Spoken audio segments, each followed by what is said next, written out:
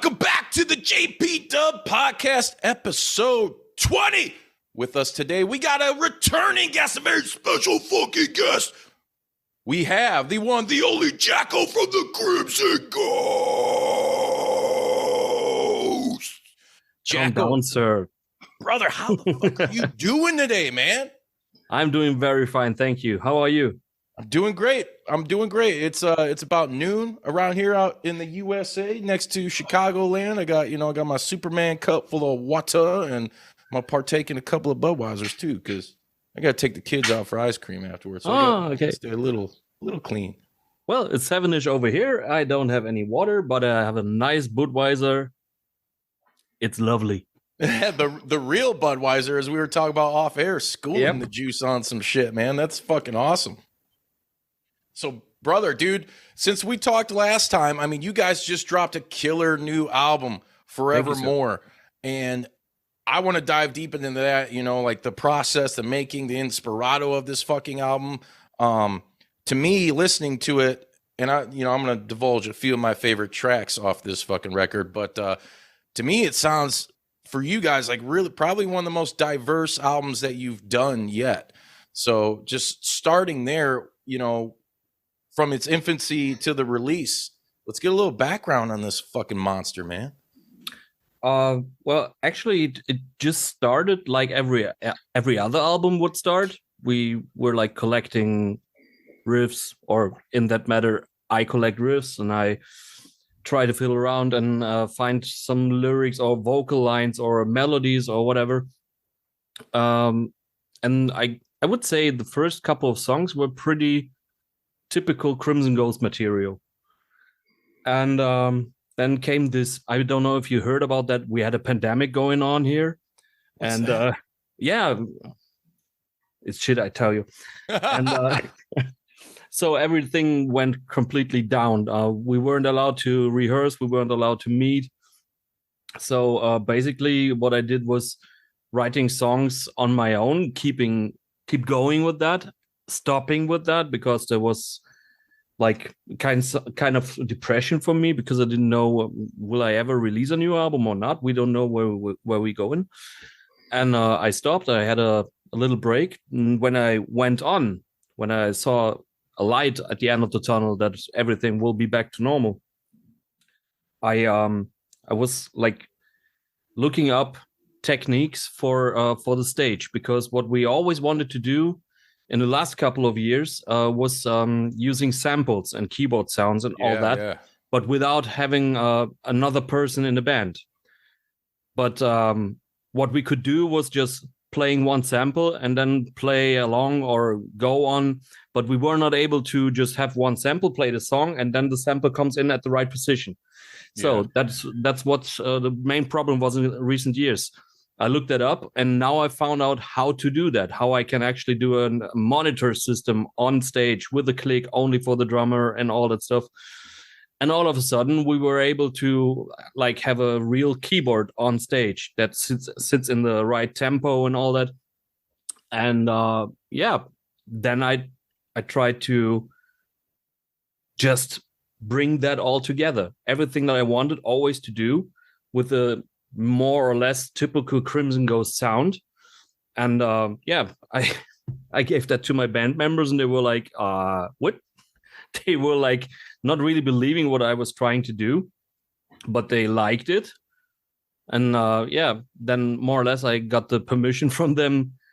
We can do whatever we want. We always did that. We did grindcore, we did doom, we did everything what we wanted. So why not do something more melodic, more keyboard stuff? And that's how this came together. I guess the pandemic for some reason put some feelings and mood on my songwriter side. So that's probably why it's a bit more dark than before. I guess the early Crimson Ghost albums were more like party music mostly. And this time, I think we have a mixture of having a good party and having a good funeral. Something like that. Sometimes a funeral is a party. True, yeah. So that's what happened. It was just I just let everything out what I wanted to let out without having any restrictions when it came to the instruments. When I wanted to have a sample, I knew, okay, I can have a sample here and I can have a sample 1.5 minutes later and we can reproduce that on stage. This was my biggest worry, because I always said, if I write a song, I want to be able to bring it on stage 100%, not with maybe, I don't know, one sample only, or just leave it alone and have no samples. When I do a sample on a song, on an album, I want to have it on stage as well.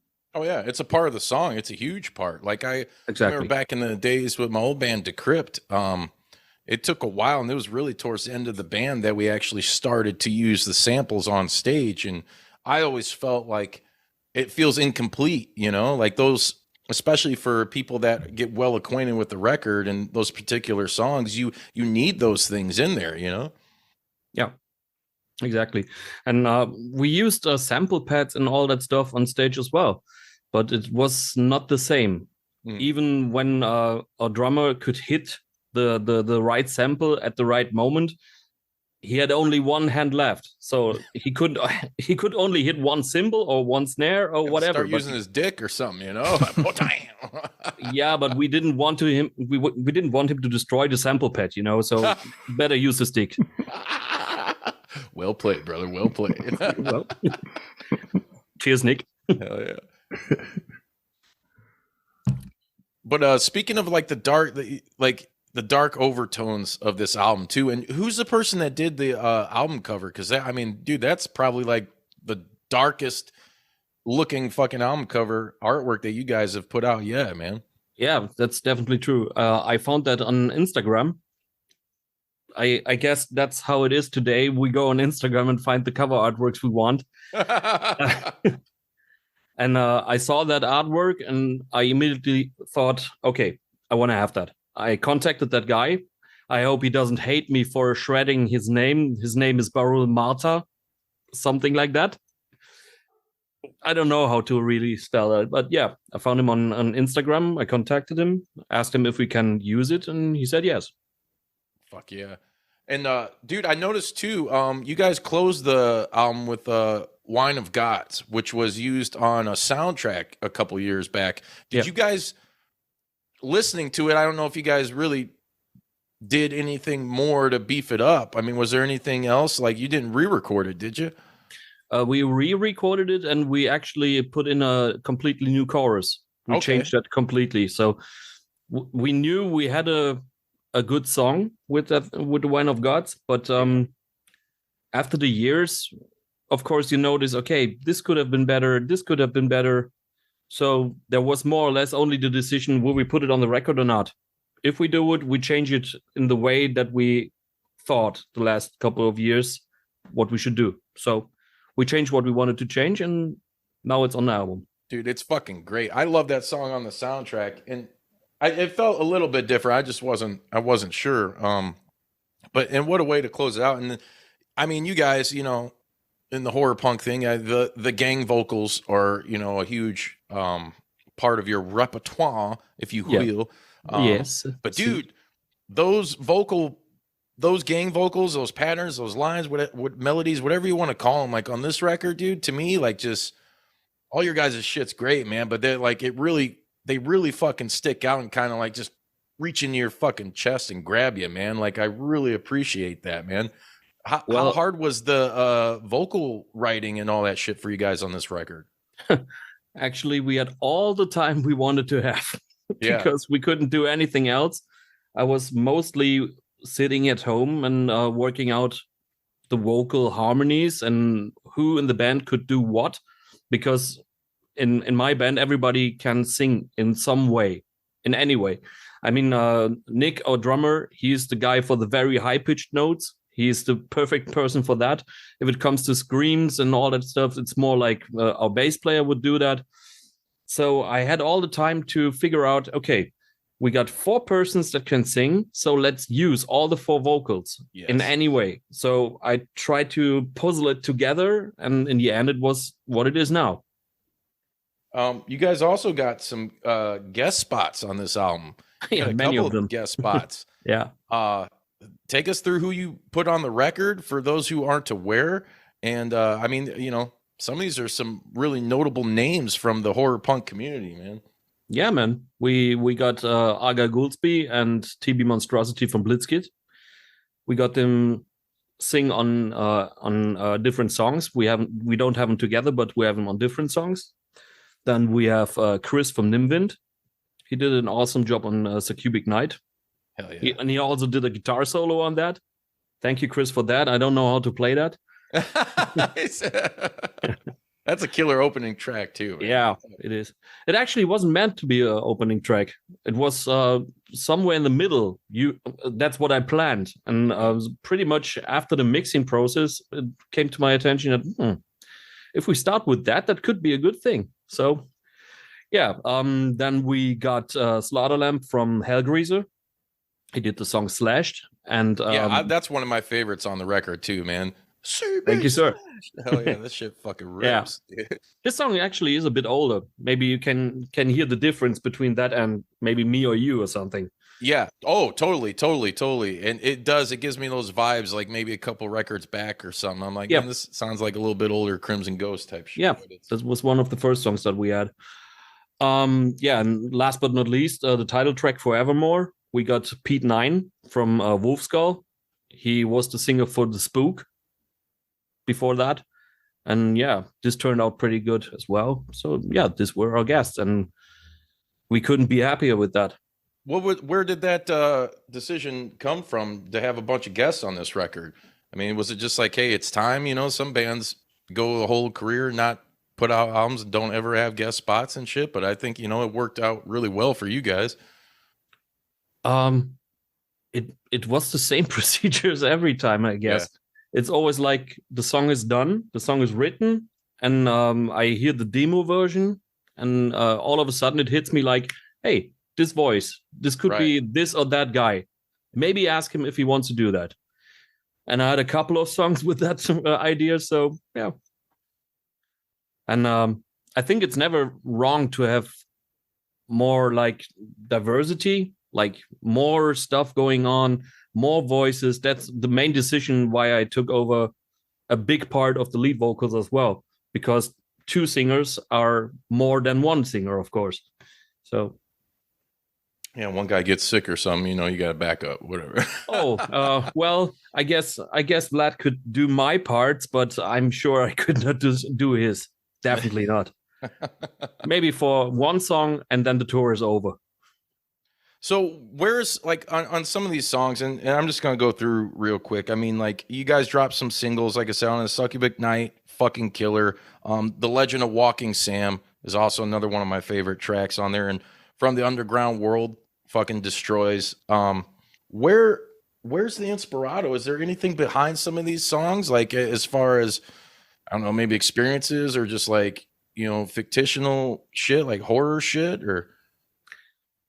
I wish I could say so, but actually it's more like I start with the music, not with the lyrics. Right. So I agree with that procedure. What I try to do sometimes is to give the music that I wrote a completely different direction with the lyrics. So if it's a really dark music, a dark instrumental, I want to give it like not really a happy lyrical content, but at least something that's not that dark, and vice versa. If I got a happy song, I want to give it a really dark lyric content. Sometimes it works, sometimes it doesn't. This time, I don't know. I was searching for lyrical inspiration in horror movies, and to be honest, I didn't find it.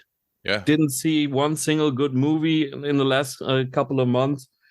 They were all like, yeah, so, and I think I saw that somewhere else in another movie, and so there were a few good TV shows, but they were not really inspirational. So basically, I started looking around for urban legends and stuff like that. That's how I came on Walking Sam, on that myth. So yeah, it was more like that direction. And at one point, I just started to write dark lyrics that could be a horror story that I invented.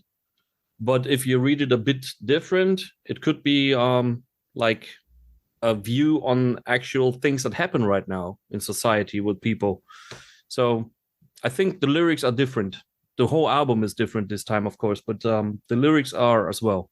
Oh yeah. Well, and I think it's a great representation of what you guys as a band and just as individuals had to go through. You know, we mentioned the pandemic earlier. And I feel like with the last Handsome Prick record we did, you know, that's a good timestamp too of what was going on like in Brad's, you know, life at the time and, you know, everything like that. So it's always cool when you can have something that kind of puts a timestamp on, you know, where you're at mentally and with the world and all that shit. Yeah. We don't know what happens next. Maybe the next album will be completely like Bad Religion Fun Punk. We don't know what happens next in the world. I don't know. I ain't gonna hate on that, you know. It comes out it is. I mean, as I said, I've never had any boundaries if it comes to music. If I want to write a happy Bad Religion song, I will do it.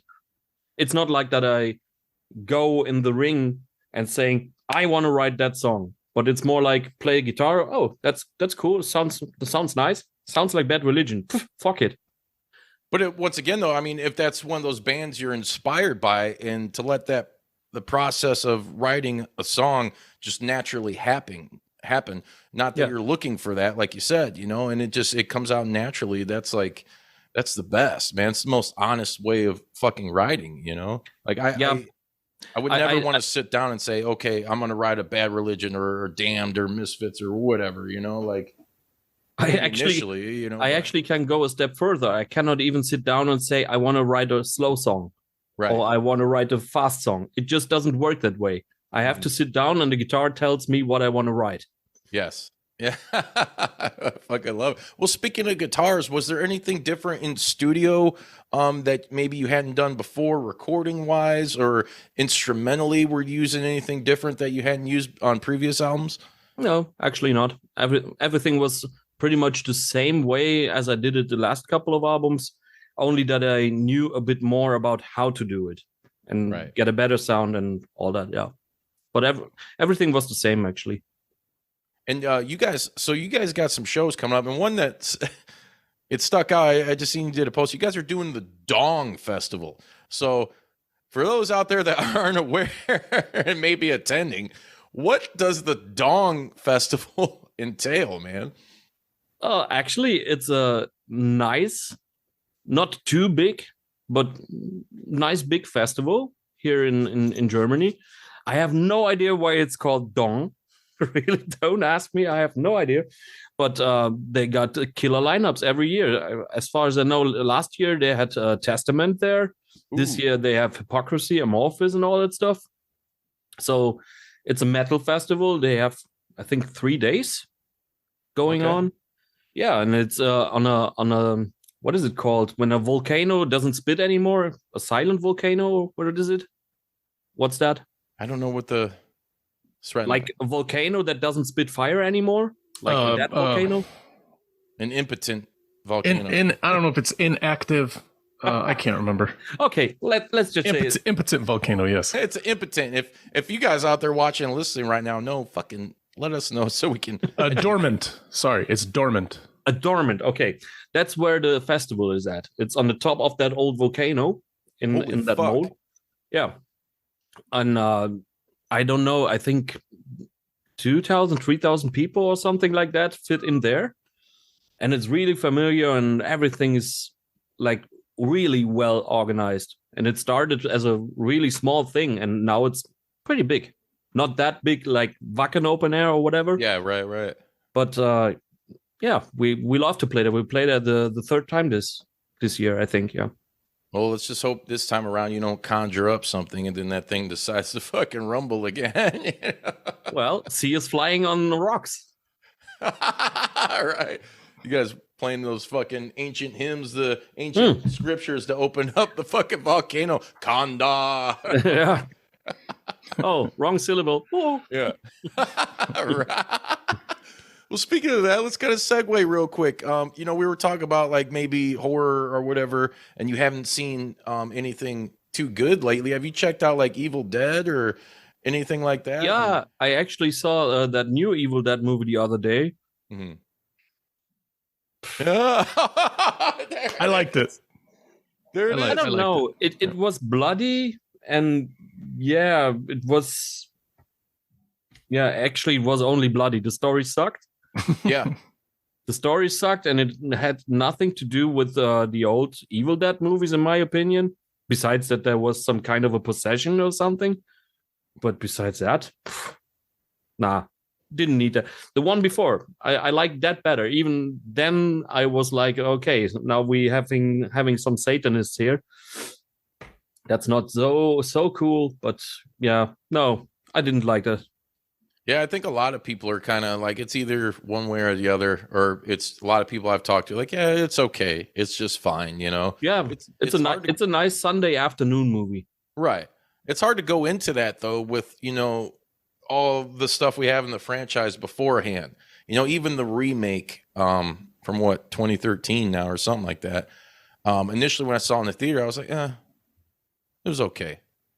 And then years later, you know, I'm watching like the unrated version, the extended version, whatever you want to call it. And I'm like, dude, this was pretty fucking good, you know, like, but this one I just kind of felt like, like it's there. It's all right. It's hard to remove Bruce Campbell in that shit, even though him and Raimi are producing that. It's hard to remove those guys from the equation, you know, like. I'm not sure if it's a matter of Bruce or not Bruce.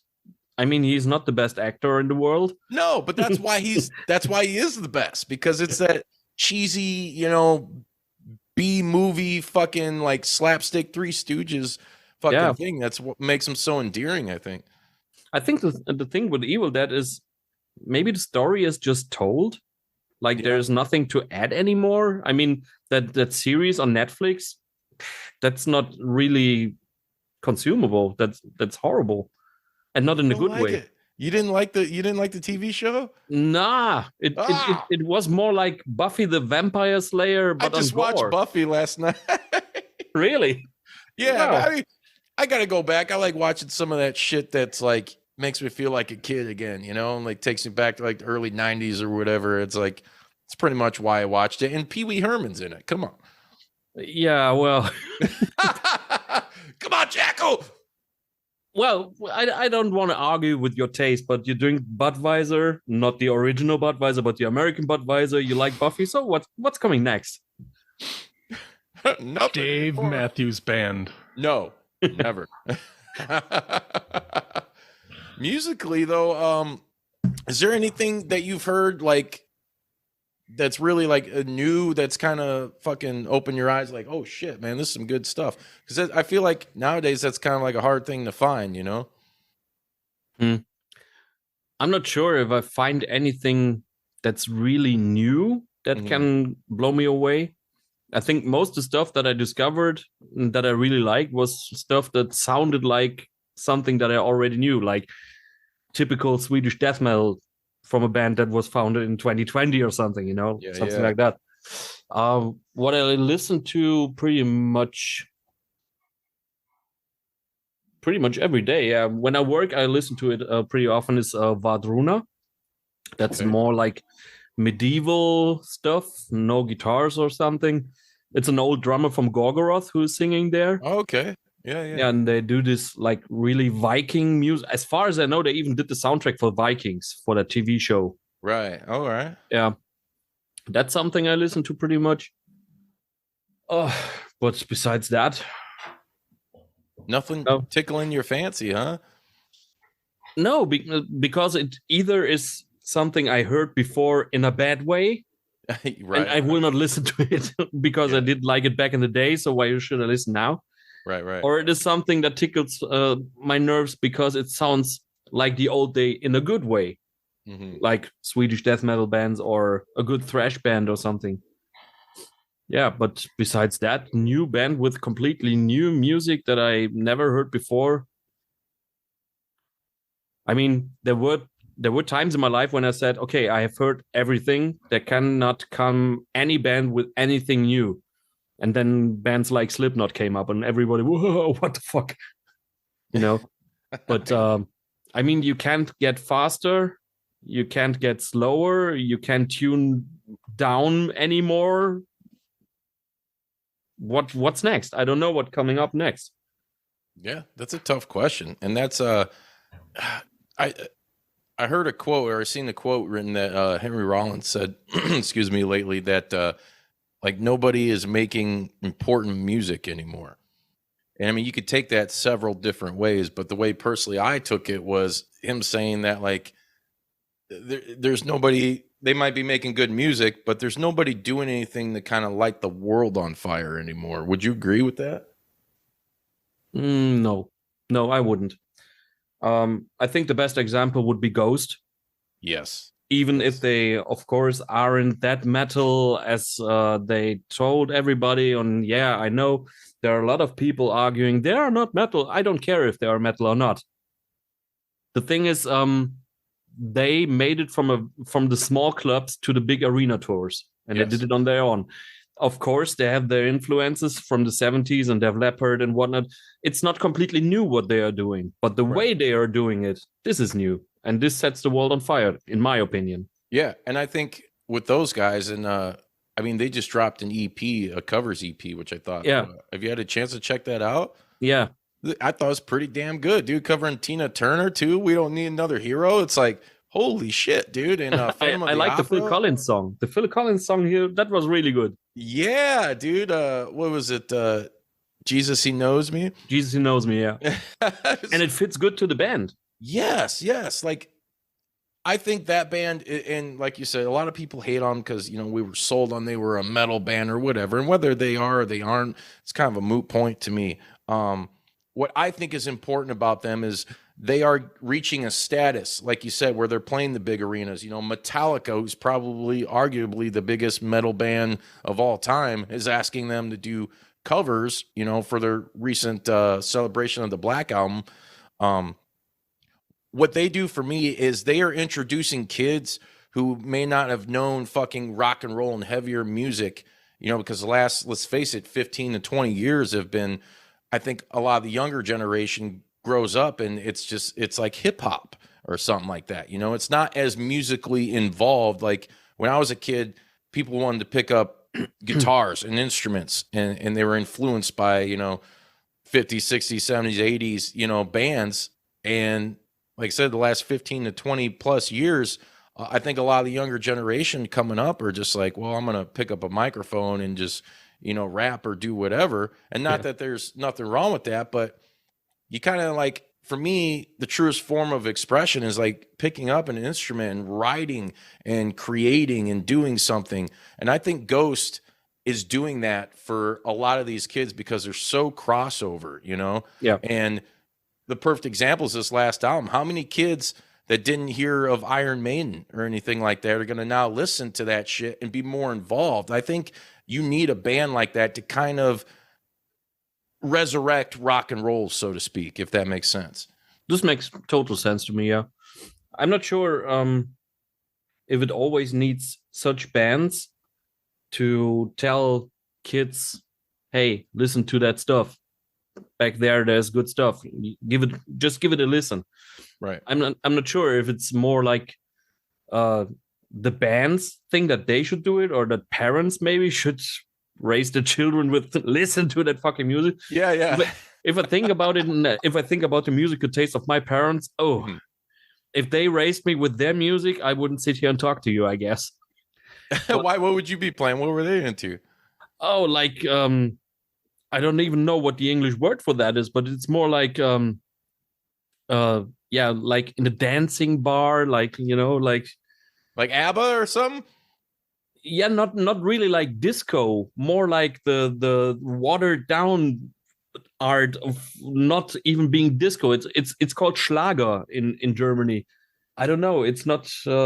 I cannot explain this in English because I don't think any country in the world has such crap music as we have with the Schlager music. It's awful. I don't know. We got like stuff like Lil Wayne and all that shit out here. Oh yeah, that's awful too. Yes, you heard it here. Confirmation. That shit sucks. True. Cheers on that. Yeah, salute. I actually think the most difficult things for kids as far as being exposed to different kinds of music is the fact that there is so much out there. There's everything since the beginning of recorded music. We can listen to it. All genres, all subgenres, all experimental stuff, and it's overwhelming. You know, how many kids are going to be able to experiment? But that is not just with music. It's with movies. It's with all the arts. It's with not even with all the arts, all the bullshit too. You can get on Instagram or Facebook. I mean, kids don't really use Facebook anymore, but you can get on Instagram or Twitter or TikTok, and you get 20-second bursts of everything. And so how is some kid going to properly digest something they might like? What if they hear something they like? Are they going to listen to it 30 or 40 times? They're going to listen to it one time and then move on to the other shit that's out there. I mean, there's so much good stuff out there, I believe. But yeah, there's so much stuff in general. That's the main problem. And I think the kids aren't really able to focus on something. When I was a teenager, I went to the record store, I bought me my record, and I listened to that over and over and over and over again. Was reading the lyrics, and I really like consumed that album. Today, I have the impression that everybody is like listening to the first 10 seconds. Oh, it doesn't grab me. Next song, next song, next song. And then your art isn't art anymore. It's just a product. Yeah. That's the problem. I mean, and well, I know you guys don't dig on like hip hop and rap, but I have one of my brothers, he's big into hip hop, and he was saying that the thing that people don't talk about is the average popular and trying to be up and coming hip hop artist puts out the equivalent of like 5 or 6 albums a year, puts out like records like 50, 60 songs just to keep up with everybody else. And who, as a consumer, as a listener, who in the fuck can listen to 60 songs and memorize 60 songs and be passionate about 60 songs every year? You know, usually if you have an album like that you really like, there might be 12 songs that really, really get under your skin and get in your heart throughout the year. And you might listen to other songs, but you always go back to those between 6 or 12, and those are like your songs. That's why they used to also have, you know, the song of the summer if it's pop. And it's that one song that you just, once the summer's over, you're absolutely fucking sick of it. But while that summer is happening, you want to go to parties and the beach and meet ladies and all that shit, and you want that song to play. That's like the song that gets everybody charged. And now it's just a lot of stuff. I think there's a absolutely amazing amount of good music out there, but good luck finding it and savoring it. Yeah. Well, that's the problem is I think like the savoring it, you know, like you said, Jackal, picking up that record and becoming one with it, you know, it's a lost art, like almost, which is weird in the day where like vinyl is still one of the most, as far as physical music goes, still sells hugely popular, you know, I mean. Well, it had its downtime, but it's back again. Oh yeah. Yeah. It's, I think, man, maybe last year, beginning of this year, I saw some kind of report that said like vinyl is still the #1 selling form of music, and it was beating out digital downloads, like, which is crazy to think. But if you really truly examine that, I think a lot of that is maybe how much of these people are actually consuming this or collecting it? You know what I mean? Like because in this day and age, everybody collects fucking everything from fucking Pokemon cards to whatever, you know, and now it's become the same way with music. You like, if you're gonna buy the fucking record, you know, spin it a couple of times and truly feel it and sit down, you know, go the old school route. Look at that record, read those fucking liner notes and music. Like, that's a lost thing in the age where kids are, you know, surrounding, like you're saying, going on TikTok or you know, Jackal, like, hey, 10 seconds of one song, let's go to the next, you know? How do you know within that 10 seconds, you may not have liked the first 10 seconds of it, but then a minute goes by and the fucking chorus or some hook just grabs you by the fucking balls, you know? Like, I think those kids will never know that. No.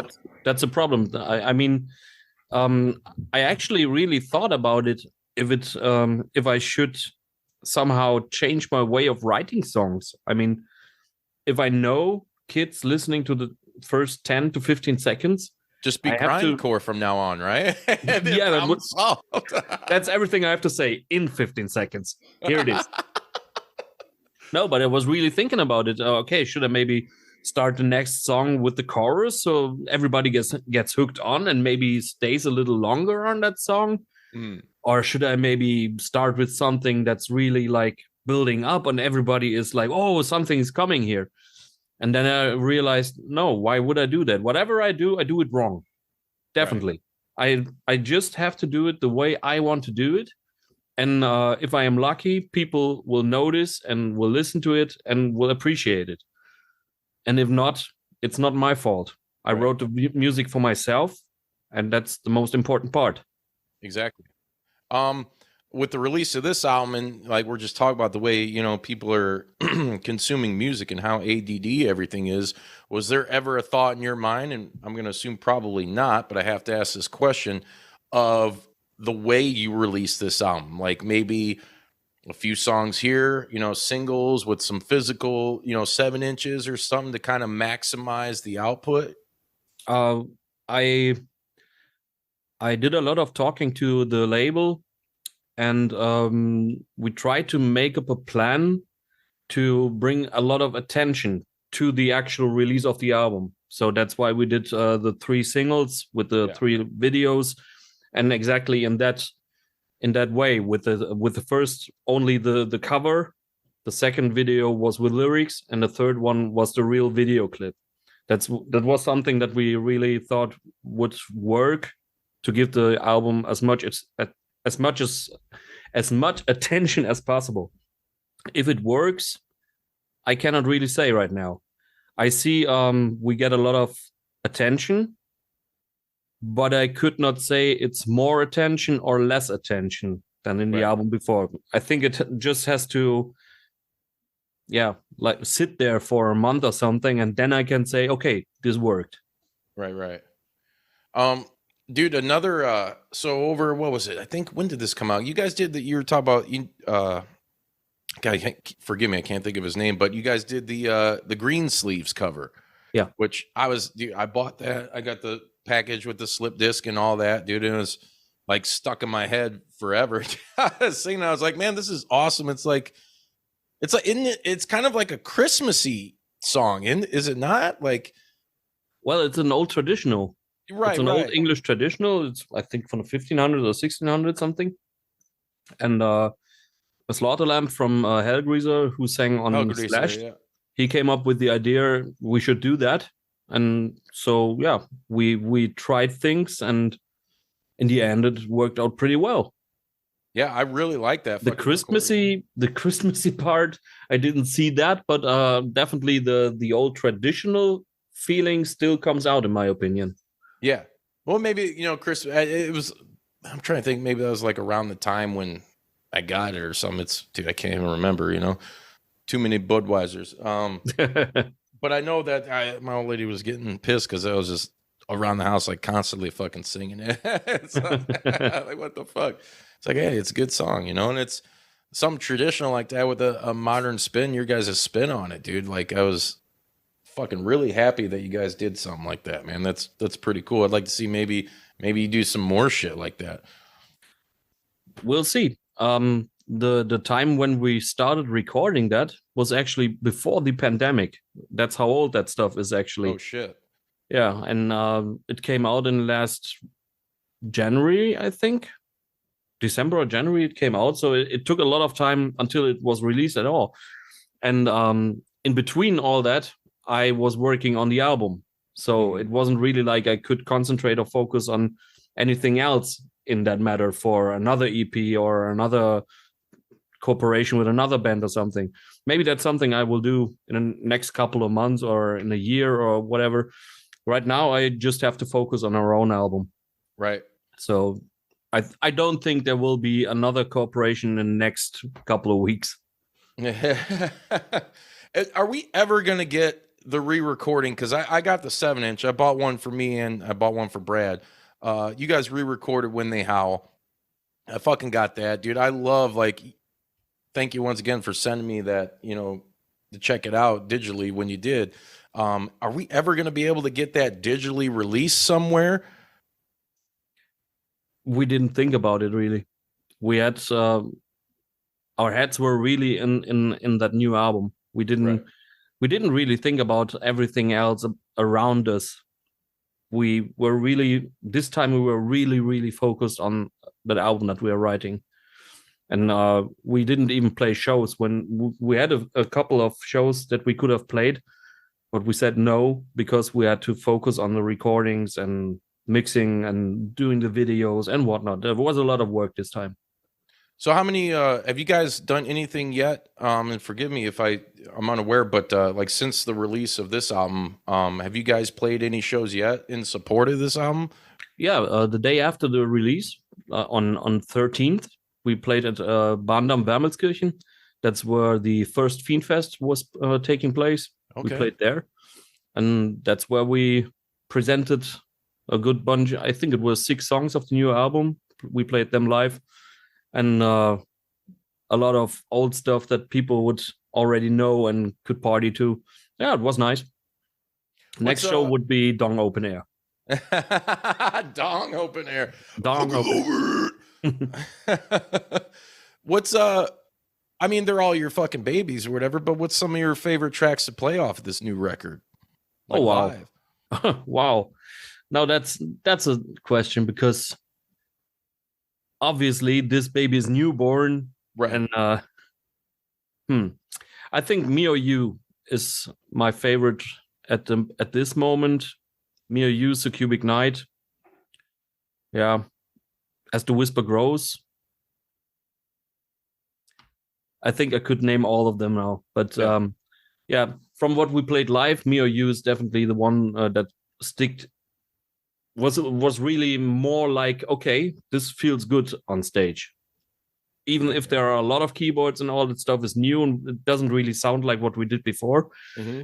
But I have that feeling we can do that.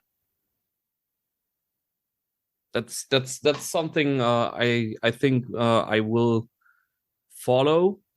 Maybe I will do more songs like that. Maybe I don't. I'm not really sure, but it feels actually really good to play this stuff. Yeah, and that's a man, dude. It's such a good, dude, the whole album as a whole. I'm like, I don't want to use the verbiage like I'm super impressed. I mean, because you guys are always impressing. It's always destroying, in my opinion. Thank you. But that is another standout fucking track for me, man. So, and I asked that question because I know, like, going into me personally, when we do stuff with the Prick live, I love all the songs, but there are certain ones that's like, when it comes out live, that's like, oh, I'm gonna fucking bring it like the hardest I've ever brought it before. There's like some maybe more than others. Yeah, it's always a bit difficult with the set list. There are songs on the set list that I actually cannot hear anymore. I just can't stand to play them. Oh yeah. But I know when I play them, the crowd goes nuts. And the moment I see that, everything is fine. The song is perfect for me in that moment. But when we are in the rehearsal room and we're writing down the set, oh no, do we have to? Yeah. Like that. And then there are other songs in the past that we had on older albums where we thought, okay, we have to play that song. That song is really cool. And the crowd was not really getting into it. So it was like, okay, so it's just us. Well, I mean, serve yourself first, but obviously you gotta put some stuff out there too that the people are gonna really fucking take a bite out of and go down to. I always equate it to like you said, something that's like, oh man, do we got to play this song? Do we really got to do it? I always think of like, if you go back to like the early '90s when Nirvana was playing, do you think they really wanted to play "Smells Like Teen Spirit" every night?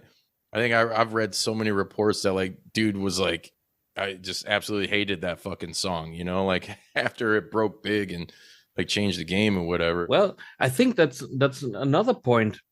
An underground band that like we are, we are allowed to say, oh, come on, I don't want to play that song, you know? But if there's a song that made me rich and famous and a world star and everything, I think I shouldn't complain too loud. I mean, right? It's filling your pockets. You gotta fucking play it, you know. Every time you play it, there's like shing shing. Right. Have you been out to any other shows yourself? Like just, you know, other bands that you like? Have you caught anything coming out your guys' way that you've seen since, you know, we've talked last? I mean, it's been about a year since last time we done an episode. There weren't not many shows that I saw. I saw the Cavallera brothers from Sepultura playing old Sepultura. What'd you think of that? Were they doing the I think they're doing like the first couple Sepultura albums. Yeah, the first 3. Yeah. Actually, from Schizophrenia on. Yes. So this was pretty nice. It was a bit of shame seeing Max Cavallera because that guy definitely has to change his life. I mean, he's plugged in with his guitar, but he's not really playing it. He's more like holding it.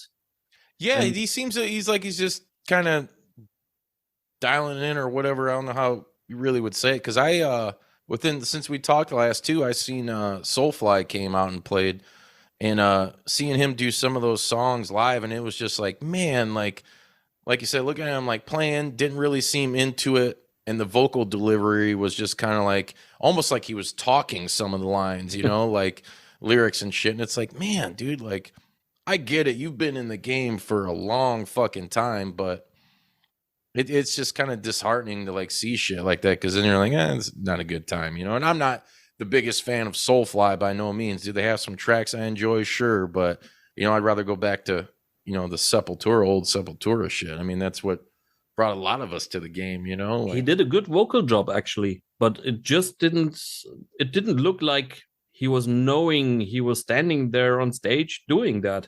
Like, you know, like Ozzy Osbourne always.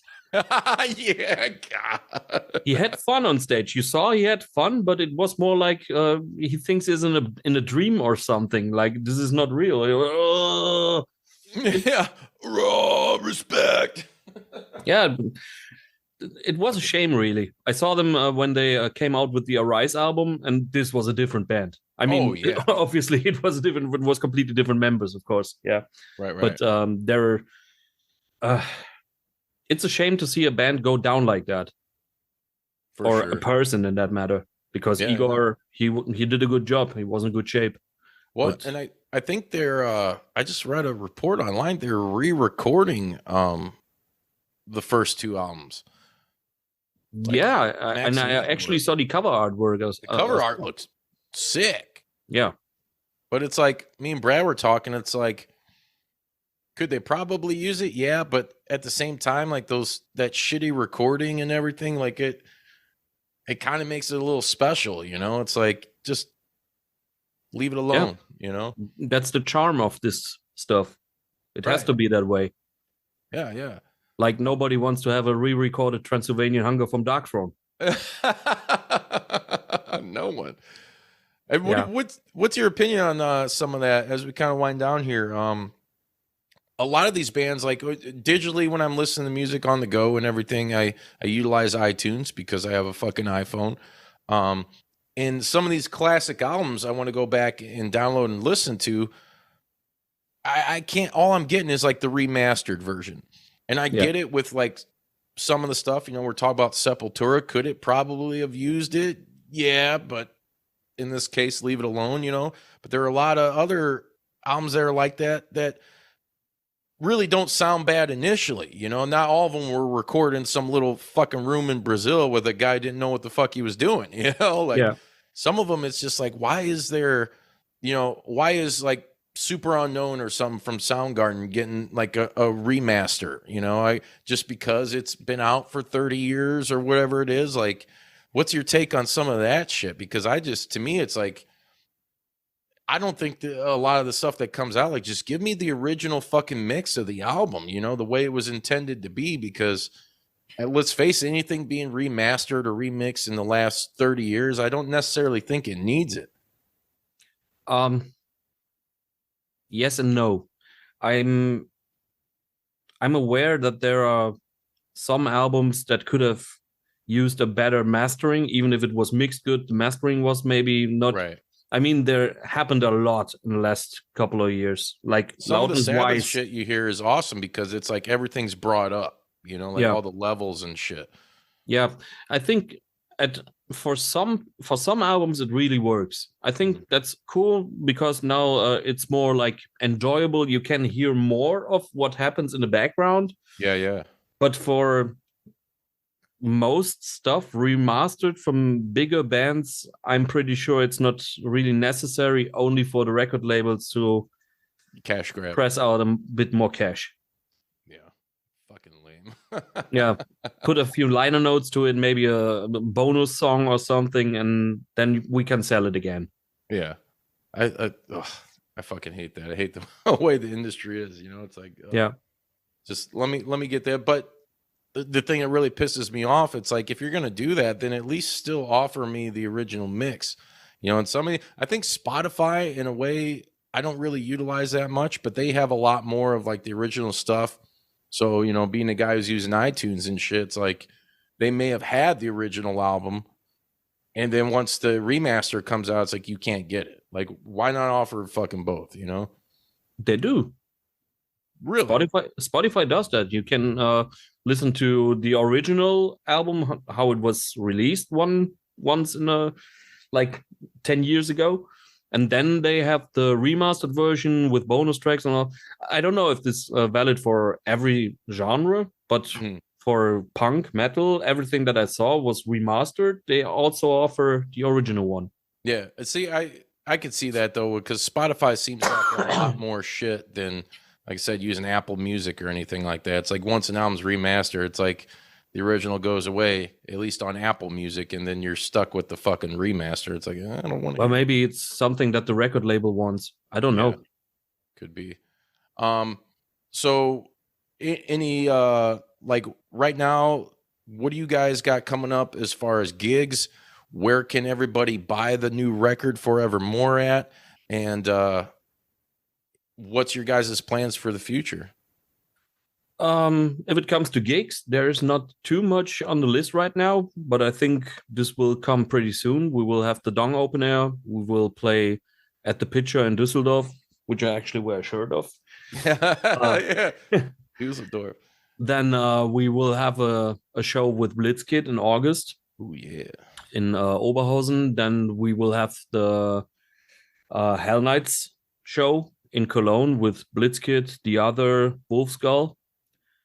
Yeah, and that's pretty much what we got so far, but I guess there will come a lot more. With a new album, usually people will ask you to play somewhere and promote is coming up and all that.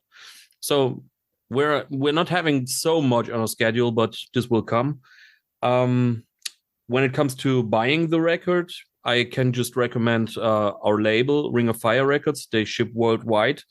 They still got the vinyl version, the cassette, and the CD. And when it comes to digital, you can find us everywhere, even on Bandcamp. Oh yeah, Bandcamp, iTunes, Spotify, anywhere you motherfuckers. These and stuff I've never heard before of. Really? Yeah, look, I've never heard. I knew there is something like Deezer, but it's not something I would use here, or I wouldn't even know if there's anything better on Deezer than on Spotify or Amazon or whatever. Yeah, I've never checked out Deezer. I've heard that name. But yeah, me too. Never fucking. I was like, man, it's called Deezer. I'm gonna stay away. It sounds too much like Weezer. Yeah. But yeah, go to Ring of Fire and you can have our album worldwide. That's the problem. We had our own online shop and we still sell our own albums, but we only ship inside Germany because the shipping costs for us are just astronomical. Yeah. And if you have to pay more shipping, if you have to more shipping costs than the actual album, it makes no sense. Yeah. As long as people have it and they fucking support, you know, I mean, that's really all that matters. One more thing, real quick, as we kind of wind down here. You know, we talked before we went on air about one half of Dirty Dead, which is a horror punk outfit that I know really well because a couple of homies, you know, from the area. Neil's going to be moving out your guys' way. Is there any, once you heard the news of that, you think there might be any collaboration of sorts at some point in time? Is that something you would like to do? At this point, he still is worrying about his equipment. Yeah. He told me it's on a boat and it will arrive in about 3 months or something like that. Holy fuck. So no music for him. Sorry, Neil. And you might not be able to watch Neil. Star Wars anymore either. He's going to be listening to some talking shit. Yeah, but actually the idea to have something Crimson Ghost and Dirty Dead working together, we talked about that years ago. I don't know for how many years we are already talking about it. So I wouldn't say it's impossible to do. I just cannot say when we could do something. I don't even know if Neil wants to do that. Contact me, brother. Dude, yeah. That would be so dope, man. I think you guys will have some time. He'll be out there for a number of years. I think he's committed at least. So there's got to be something to happen. You get off your fucking ass once you get that shit. Make it happen. Exactly what he said. Fuck yeah.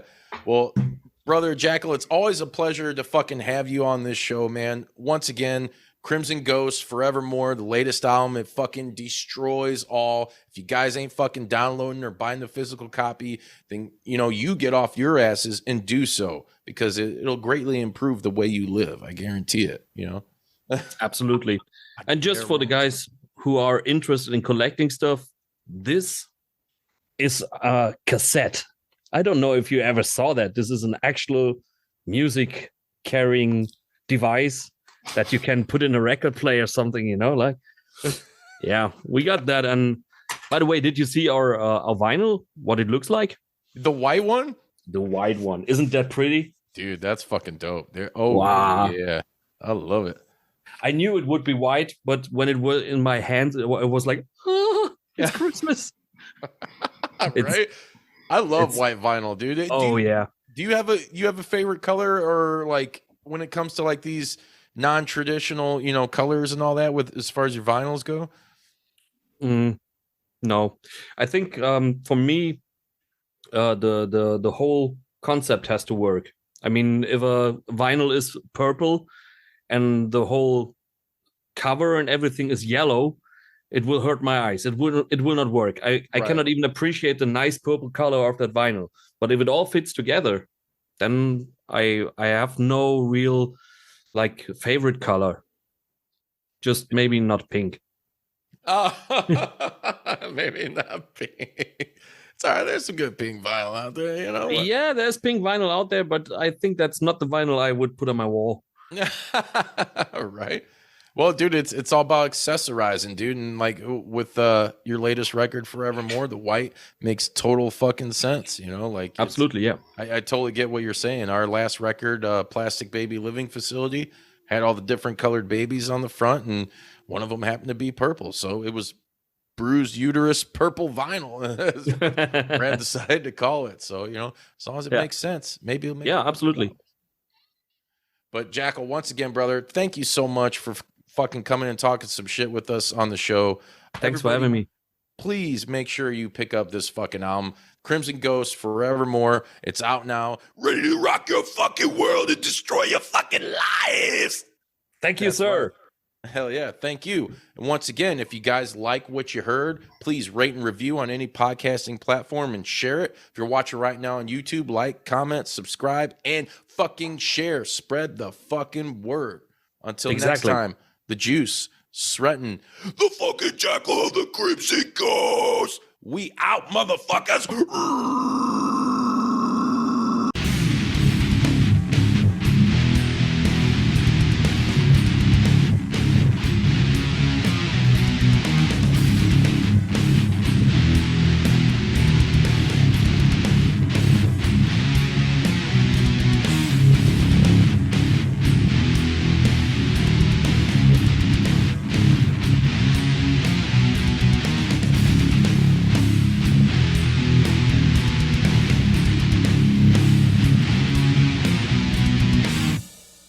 If you like that video, then please hit subscribe and share with all of your friends, and continue to support the JPDUB podcast. We're all over the place on all podcasting platforms for your stimulation.